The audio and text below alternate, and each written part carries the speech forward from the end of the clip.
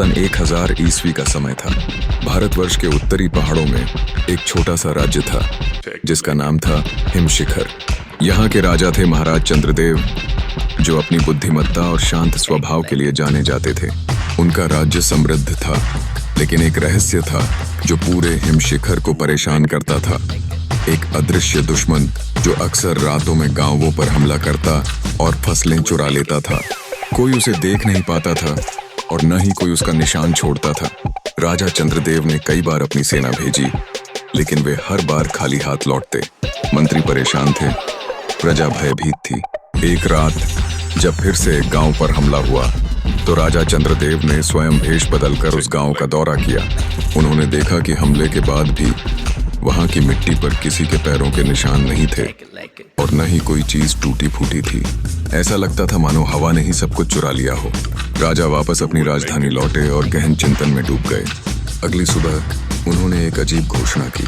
उन्होंने कहा कि उनके पास एक अदृश्य तलवार है जो केवल सबसे पवित्र और निडर व्यक्ति को ही दिखाई देती है और उसी के हाथों में आती है।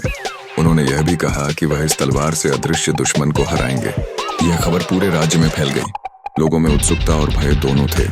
राजा ने घोषणा की कि वे हर रात उस तलवार को लेकर सबसे अधिक खतरे वाले गांव के बाहर अकेले पहरा देंगे। रातें बीतने लगीं। राजा हर रात बिना किसी सैनिक के उस गांव के बाहर खड़े रहते, मानो उनके हाथ में सचमुच कोई तलवार हो। पहले कुछ रातों में कुछ नहीं हुआ, लेकिन फिर एक रात जब वे अपनी अदृश्य तलवार को हवा में घुमाते हुए बोल रहे थे, आज तो तुम पकड़े जाओगे, अदृश्य शत्रु। तभी अचानक पास के जंगल से एक आवाज आई। यह आवाज डरी हुई थी। नहीं नहीं, मुझे मत मारो। राजा चंद्रदेव चौकन्ने हो गए। उन्होंने उस दिशा में अपनी तलवार घुमाई और कहा, कौन है वहां? बाहर आओ, मेरी अदृश्य तलवार तुम्हें देख सकती है। डरकर एक बहुत बूढ़ा और कमजोर आदमी जंगल से बाहर आया। वह कपड़ों में लिपटा हुआ था और उसके हाथ में कुछ अनाज के दाने थे। वह कांपते हुए राजा के पैरों में गिर पड़ा और बोला, महाराज, मुझे क्षमा करें, मैं ही वह अदृश्य शत्रु हूँ। मैं गांव से दूर रहता हूँ और इतना बूढ़ा हूँ कि मेरे लिए भोजन जुटाना मुश्किल हो गया था। मेरे बेटे ने मुझे सिखाया था कि रात में बिना आवाज किए कैसे चलना है, ताकि जंगली जानवर मुझे पकड़ न सकें।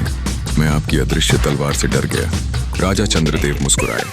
उन्होंने उस बूढ़े व्यक्ति को उठाया और समझाया कि कोई अदृश्य तलवार नहीं है, यह उनकी एक योजना थी ताकि दुश्मन खुद सामने आ जाए। राजा ने बूढ़े व्यक्ति को क्षमा किया और उसे अपने महल में रहने और भोजन प्राप्त करने की व्यवस्था की। पूरे राज्य में यह खबर फैल गई कि राजा चंद्रदेव ने अपनी बुद्धिमत्ता से बिना किसी तलवार के अदृश्य दुश्मन को पकड़ लिया। लोगों ने उनकी जय जयकार की। हिमशिखर में फिर से शांति और खुशहाली लौट आई।